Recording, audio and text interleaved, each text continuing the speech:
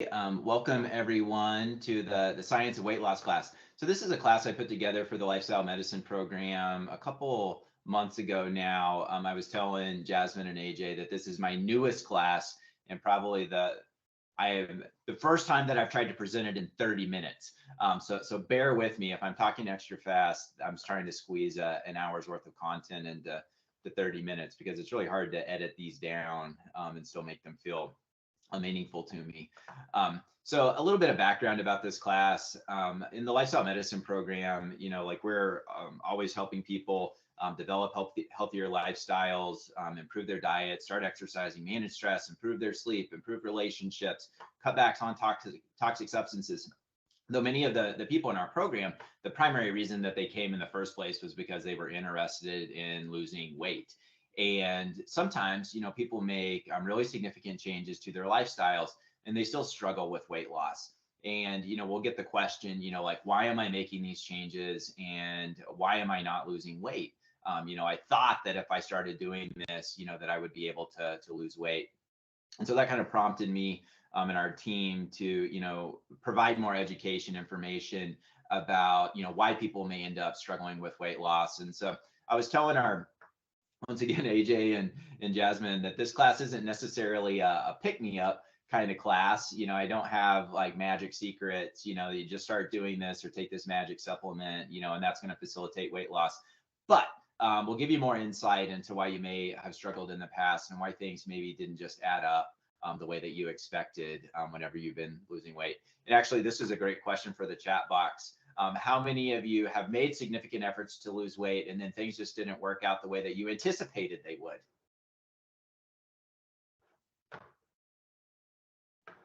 I'm going to see. Yeah, I should be careful what I wish for or what I ask for. Let's see, 80 hands go up right away. Yeah, same here.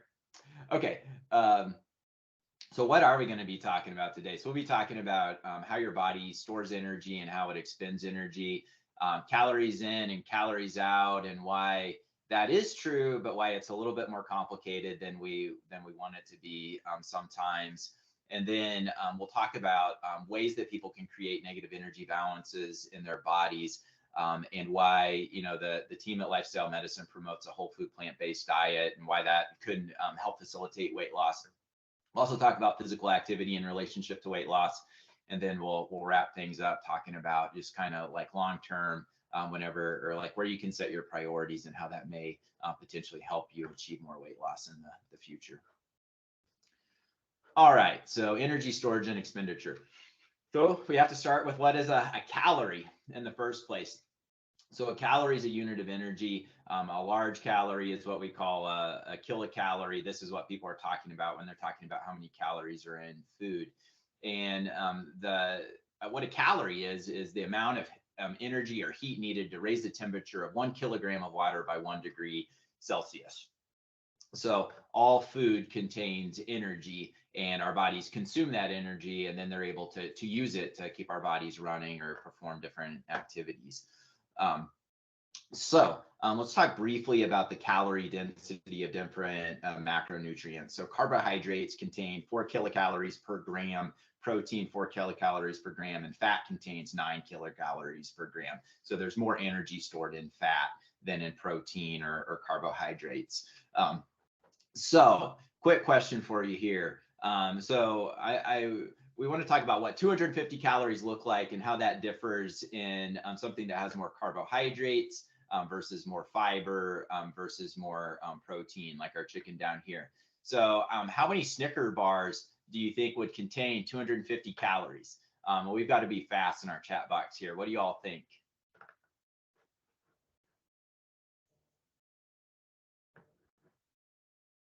Carrie, did you say 14? I wish. Oh, okay. One.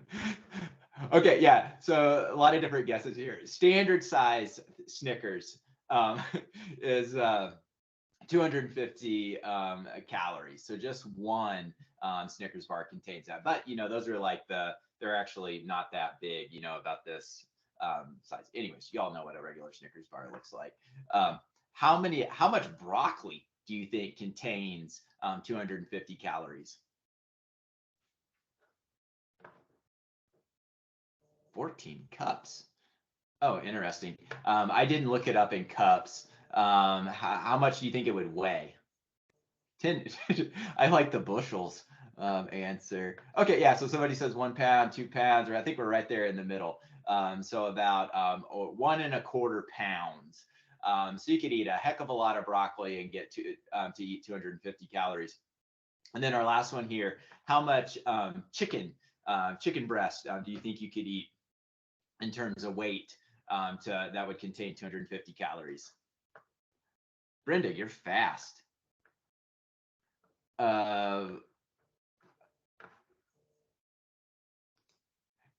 Yeah, so this one's about half a pound. Yeah, so several of you are getting that one.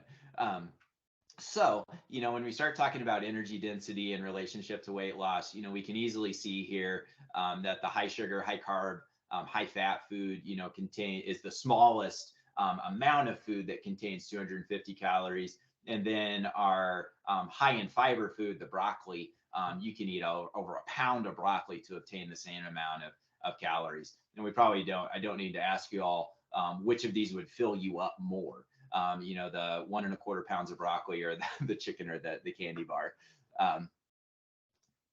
Okay, so let's talk a little bit about what your body does with this energy once it consumes it. So whether or not I'm eating that broccoli, the chicken, or the candy bar, it's going to follow a really similar pathway.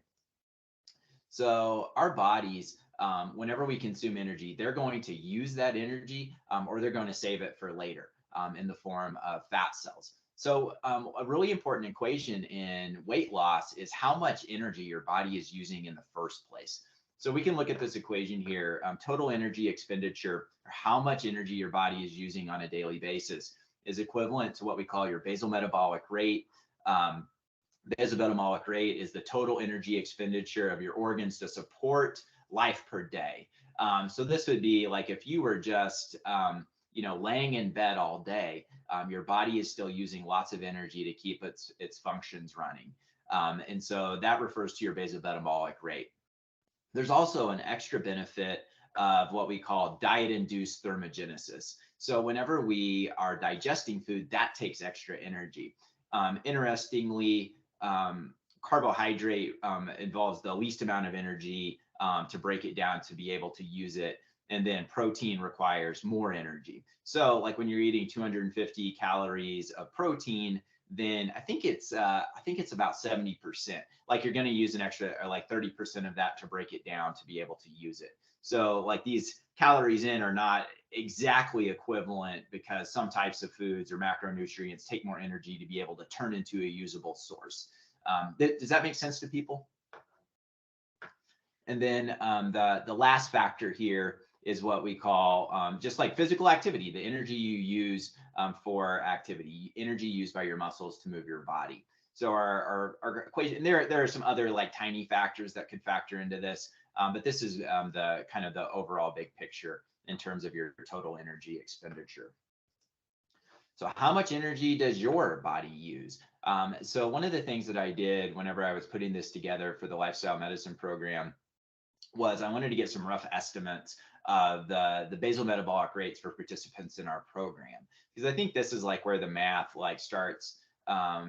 People like feel like they're working hard with their diets, but they may be missing the mark somewhat in terms of how many calories they're consuming. So a really simple equation to get a rough estimate of your basal metabolic rate. And there are like tons of calculators out here to calculate your total energy expenditure, basal metabolic rate. If you Google search this, you'll see lots of them. This is the same kind of thing that if you use MyFitnessPal or something, it spits out a number for your calorie goal. It's using the same kind of equation. But generally speaking, we can say that for women or adult women, 5 times your weight in pounds plus 607 is going to give you an estimate of your basal metabolic rate. For men, it's a little bit higher because men tend to have more lean muscle mass. So it's 7 times your weight plus 551. And whenever I applied this to participants in the lifestyle medicine program, I saw that our average participant is 55-year-old woman, 5 foot 4 inches tall, 209 pounds. And that person is going to be using approximately 16 to 1700 calories a day for basal metabolic rate. And then for men in our program, they're a little bit older, a little bit taller, a little bit heavier, and they were closer to about 2,000 calories a day.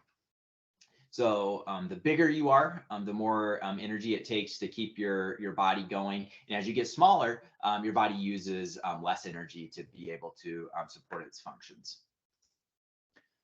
And then energy that you consume that does not get used gets stored in fat cells.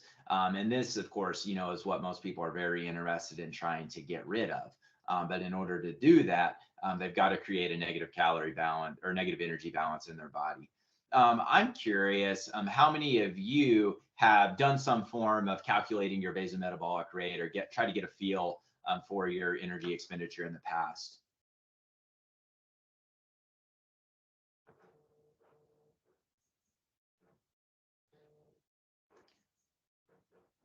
Okay, it looks like it looks like a fair number of people have.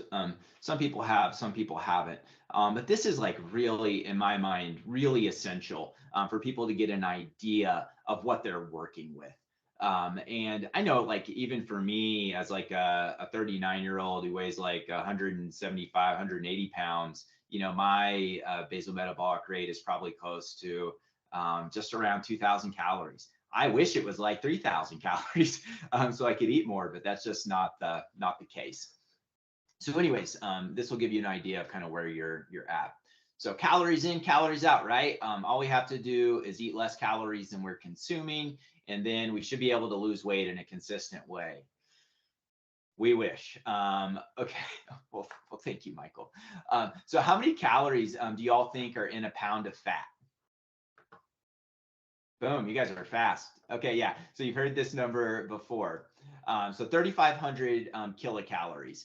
So in order to be able to lose weight, let's imagine that you were trying to lose about a pound of fat a week. So like if you're using MyFitnessPal, you're using these calculators, they'll set you up, with a 500 calorie deficit a day for every day in the week, to try to reach a pound of fat loss in a week. And I totally agree with Deborah. Too many calories are in a pound of fat. That's a lot of calories to cut out of your diet to be able to lose weight. So for those of you that have followed this kind of like mathematical perspective, it's like you keep your calories down, you're creating a deficit, by keeping your calories down or exercising more. What has your experience with weight loss been like? What happens in terms of your weight loss? Does it just go like this? Does it go like this, or does it, I don't know how you're going to type this response, or does it tend to, okay, so some people are saying you lose some, then you gain again. Oh, Sarah's onto something. Your basal metabolic rate slows down. You are totally right, Sarah. Decreases a little and then plateaus. That's what I was looking for, Brenda. Okay, yeah, Shelly's saying the same thing. It's like you'll see this slow decline usually, and then it will start to plateau. So like, what's going on here? Like, why are we not able to just keep losing weight in a linear fashion over time? Well, here comes our constrained energy hypothesis. So there was I learned about this from a book written by an author called Herman Poncer. He's an anthropologist that studies metabolism. And he wrote a book called Burn that came out probably a couple years ago. And it details this whole idea. I've got a reference at the end of it if you want to check out that book. But anyways, he studied the constrained energy hypothesis. And what constrained energy hypothesis says is that your body adapts to the environment when regulating metabolism. So what that means is that your energy expenditure will stay consistent despite increasing levels of physical activity. So this is, so if you start using more energy by exercising or consuming less calories, how do you think your metabolism responds? What do you all think? Well, and actually, Sarah said this earlier, your basal metabolic rate slows down. Yeah, Michael, that's a good way to put it. Yeah, your body is, I don't know, it's like smarter than us. It's really well adapted to try to fight starvation, I think is what's going on here. So what we want to happen is, that my daily energy expenditure, my basal metabolic rate is going to stay constant. And if I start exercising more, let's say I start burning an extra 200 calories a day, at the end of the week, like if I'm good at math, I say, you know what, I should have burned an extra 1,400 calories. I'm close to burning half a pound of body fat. If I keep this up, I'll just keep being able to lose weight. But in the reality, most of you have experienced that that's not what actually happens. And that's where this constrained energy hypothesis can really help us understand what's going on. So what'll happen is, as your physical activity increases or your caloric intake decreases, your body starts responding to that. And the way it responds to that is by down regulating your basal metabolic rate, exactly like Sarah said earlier. So my body starts getting more efficient whenever I start using more energy or putting less energy into my body. Or as Hung Mei says, it starts betraying you. Your body will betray you. Though, I think from your body's perspective, it says, "Hey, we're helping you survive." Like this is dumb. Why are you losing weight? We're going to help you survive by becoming more efficient. So it's really adaptable, but just adaptable in the way that we don't necessarily want it to be. So, so the two things are going to happen. So like we just said, our metabolism is going to start down regulating itself. And then the other thing that's going to happen is our hunger hormones start increasing and our satiety hormones start decreasing. So our bodies start working against us to say, you need more food to go back to where you were. And so we're going to start craving foods that are calorie dense, and we're going to be less satisfied with the same amount of food that we were used to eating because of those satiety hormones are changing. So why do our bodies strive to maintain weight even when weight loss could be healthy? Think, that our bodies they've evolved to maintain weight to counteract potential starvation. If you look at the big picture of human history, the biggest threat to us, or one of the bigger threats to us, is potential starvation. Our bodies have evolved to withstand famine, and they're really good at that. The problem is, that's not the reality that most of us are facing on a daily basis. And I don't want to discount the fact, that there are people in our country, that do not have enough food, but that's not the reality for the majority of people in our country. So that's what we're talking about here. And so our bodies have evolved to maintain weight to counteract potential starvation. And, this overabundance of food that we're surrounded with now, that's probably only been, I don't know, what do y'all think? How long do you think we've had an overabundance of food because we have so much processed food these days? I'm going to say no more than 100 years or so. And that's probably even pretty liberal. Yeah, Brenda, probably closer to 70 or so. Yeah, or Terry says since World War II. 50, yeah, so we're probably closer to the 50, 70-year range, right? And so within some of the span of our lifetimes, and so there's no way that our brains are going to be able to evolve and our bodies are going to be able to evolve fast enough to deal with this. So basal metabolic rate and daily energy expenditure don't dictate weight change, they respond to weight change. So other things that are going on in terms of how your body is downregulating itself: thyroid hormone will decrease, our cells start slowing down to lower basal metabolic rate and daily energy expenditure. Once again, our hunger hormones increase, satiety hormones decrease. And there was a really interesting study done several years ago about how our bodies respond to large amounts of weight loss. How many of you have read about the biggest, well, so I'm guessing many of you are familiar with the television show, The Biggest Loser. And then there was a follow-up study done on participants in that program. How many of you have read about those follow-up studies that were done with those participants? Yeah, so well, I'm starting to see hands raised. We got over 100 people here, so I don't know who that is. Yeah, but Linda's exactly right. It like killed their metabolism, or we could say their bodies got incredibly efficient at using energy whenever they lost so much weight. So the people in that program, regularly lose over 100 pounds.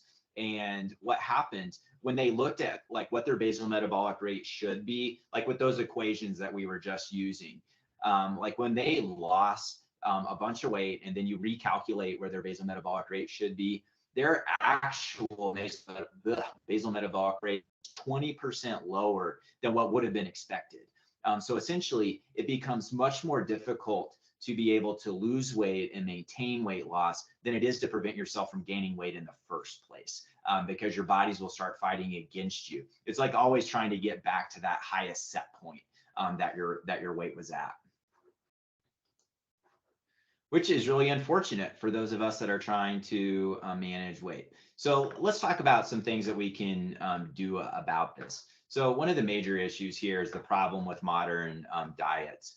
So our brains have not evolved to understand how highly processed foods are more calorie dense, and they're really easy to overconsume because they're designed by scientists that are trying to get us to eat as much as possible.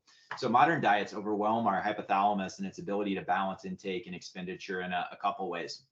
So one thing is we have different sensory specific satiety receptors. And the example of this that I found really interesting was, like let's say you eat a regular dinner.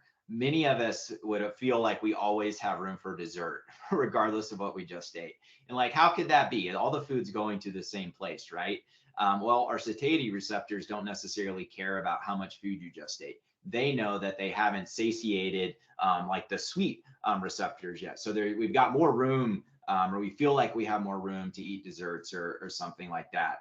And these like really processed foods are really like hitting certain satiety receptors versus like a broader range of receptors that I don't know, maybe you would find it in more natural foods. So I'm not sure about that. So it's really easy to still feel hungry when you're eating these foods that are only tapping into certain satiety receptors. And these highly processed foods are designed to make us eat more, because if you're eating more, you're also buying more. And so food scientists, their prerogative is not to make you healthy. Their prerogative, well, I shouldn't speak for all food scientists, but the main goal, if you're, working for one of these companies, is I'm assuming to sell more food. They want to make it taste as good as possible, so you'll eat as much as possible and subsequently spend as much money as possible on their foods. So they're designed to make us feel less full and stimulate reward responses in our brain, so that we'll buy more and eat more. So foods that are the most palatable are typically the least satiating.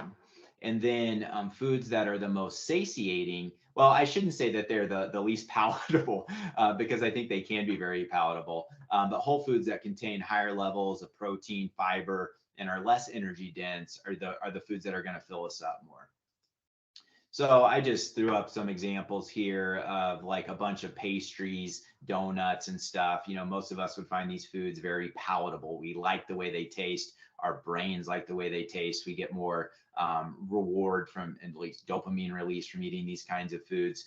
And then the foods that are going to be the most satiating or actually fill us up are the foods that are these like whole foods, real foods. So I'm going to ask you part of my question here. What foods do you all find the most satiating?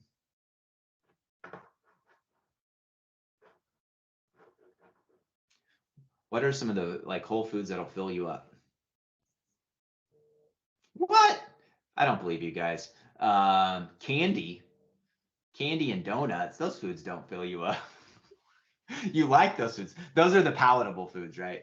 And then, yeah, so some of these, I asked the second part of it that I have on the screen. Yeah, so, something like eating a banana or something, or eggs, potatoes, these kinds of foods, are going to be more satiating than these like highly processed foods. I love some of the like, yeah, broccoli, beans, oatmeal. Yeah, these are really great examples. Yeah, steamed veggies, fruit, avocados. Yeah, so many of you are pointing out some of the foods like whole foods that are higher in fat help you feel more full. And like when we're talking about macronutrients, fat's not necessarily a bad thing here.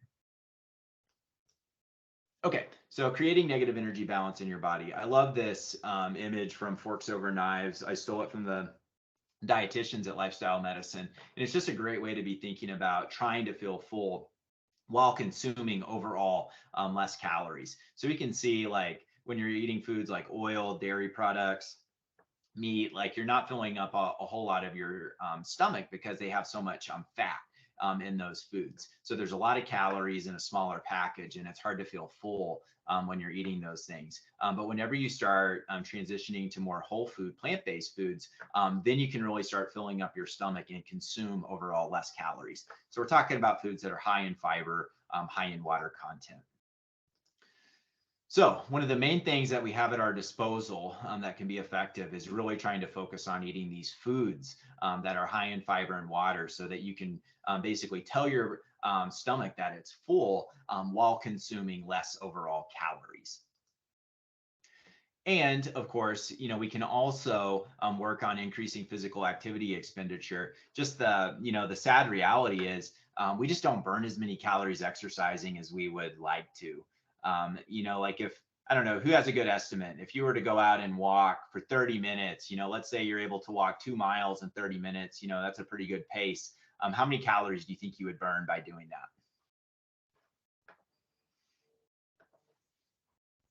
Yeah, so y'all are saying, like I think for most people it's probably closer, yeah, 150, 200, 300. It's going to be a little bit different for everybody based on your size. It takes more energy to move your body when it's bigger. But I think we can all agree that it's not as much as we would like, is it? Um, yeah, Rex says maybe 2 or 3 calories. My metabolism is incredibly efficient. Well, once again, it's just not as much as we want. And how easy is it to consume 200 calories?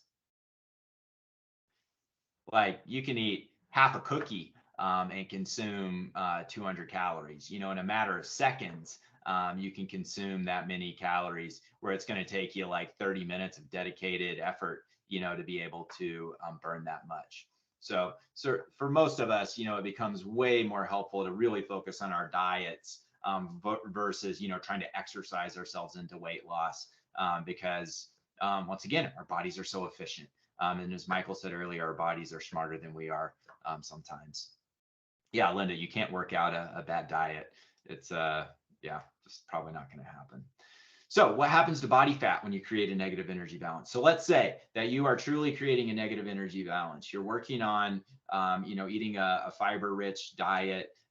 You're decreasing these calorie-dense kinds of foods. What's your body going to do with fat? So your body will turn to fat stores for energy when it doesn't take in as many calories as it needs. And your body will, I like this quote because it's like most things in the body is pretty complicated. So your body must dispose of fat deposits through a series of complicated metabolic pathways. But the end result of that, your body's going to use energy. And what's going to leave your body is carbon dioxide and water when you break those down.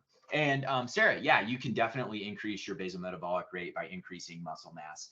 So we don't want to discount exercise for that perspective. And strength training can be a really helpful way for people to be able to lose weight. It's not just aerobic exercise, but strength training can be super helpful. And like if you increase your basal metabolic rate by like 5%, that's probably, I mean, that could really help out in the long run.